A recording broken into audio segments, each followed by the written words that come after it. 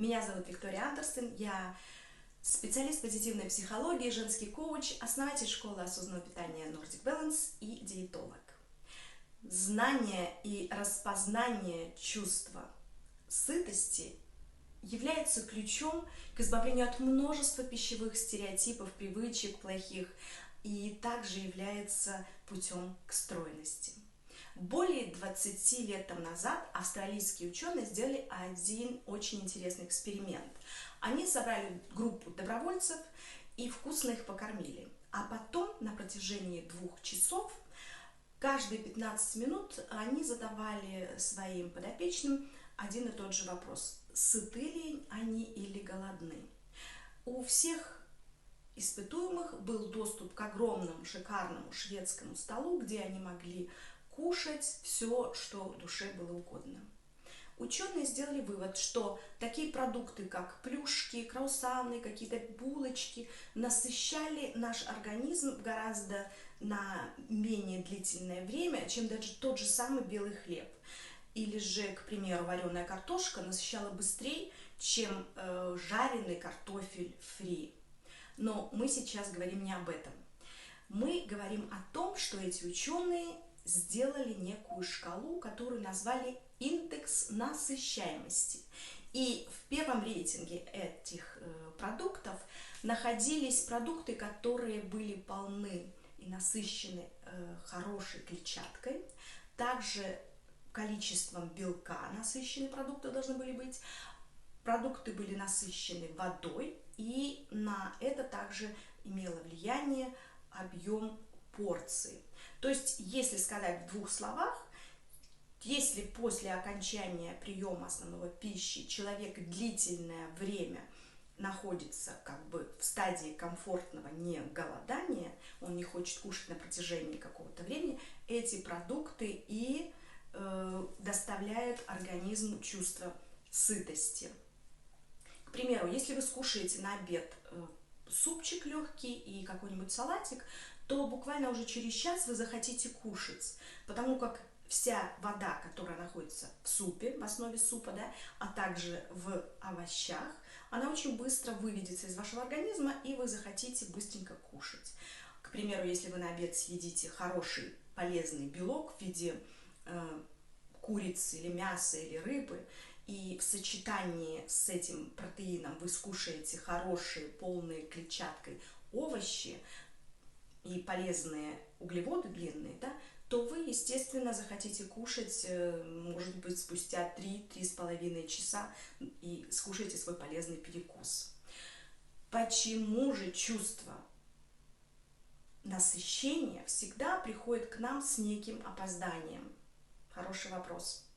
Да потому что за формирование чувства насыщения отвечают в нашем человеческом организме наши гормоны. А гормоны, они отличаются от наших нервных импульсов тем, что они доставляют информацию в мозг гораздо медленнее. К примеру, как только пища попадает в наш желудок в стенке желудка начинает выделять такой красивый гормон, который называется обестатин. И этот чудеснейший гормон, он подавляет чувство аппетита. Я этот гормон обожаю. Но это все шутки.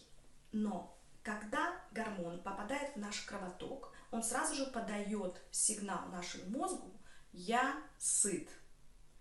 Тем временем, пока пища переваривается в нашем кишечнике, также вырабатывается еще один чудесный гормон, который называется пептид. И он также кровотоком доставляет информацию в мозг о том, что вы насытились.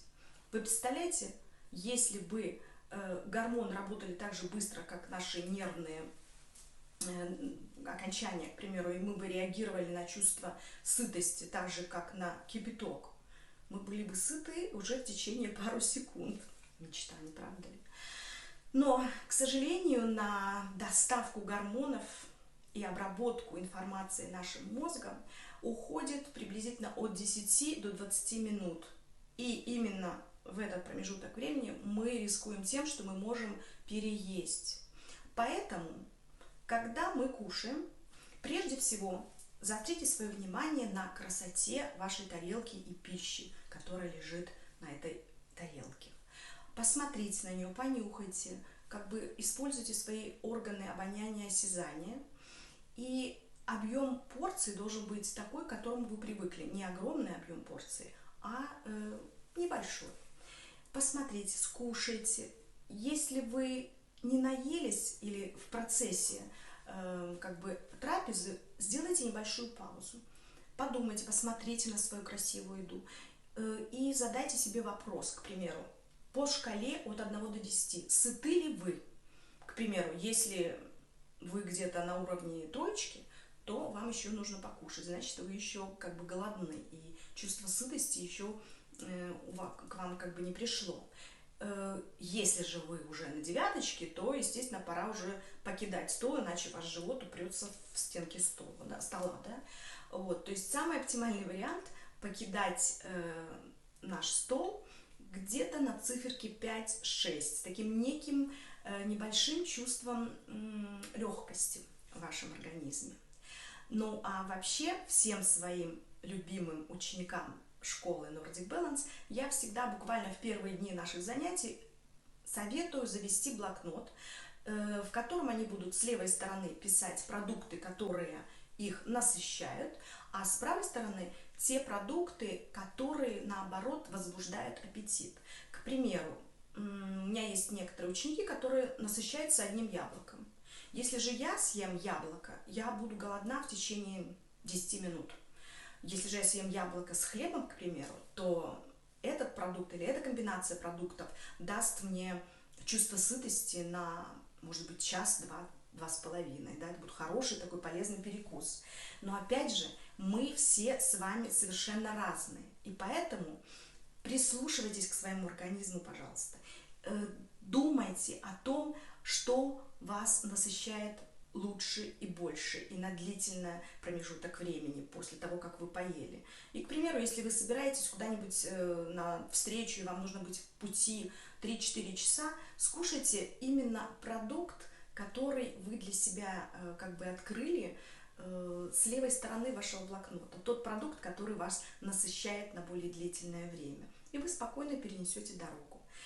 Смотрите на себя, прислушивайтесь, присматривайтесь, изучайте свой умный организм. Он вам всегда все подскажет. И, пожалуйста, не переедайте. Чувство насыщения придет к вам.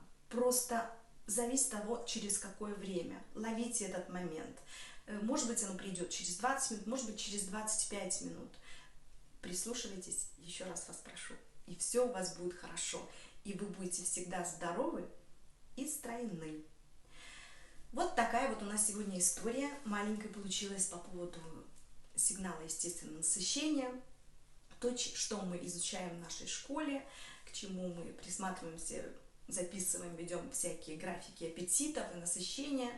Если вам понравилось сегодняшнее короткое видео, ставьте лайки, подписывайтесь на мой YouTube канал, приходите в школу Nordic Balance, задавайте вопросы, я всегда буду рада вам на них, на всех ответить. Ну а сегодня с вами была Виктория. Я вам всем желаю здоровья, радости, получайте любовь от жизни, кушайте вкусно, красиво и помните, что мы едим, чтобы жить, а не живем, чтобы есть. Пока!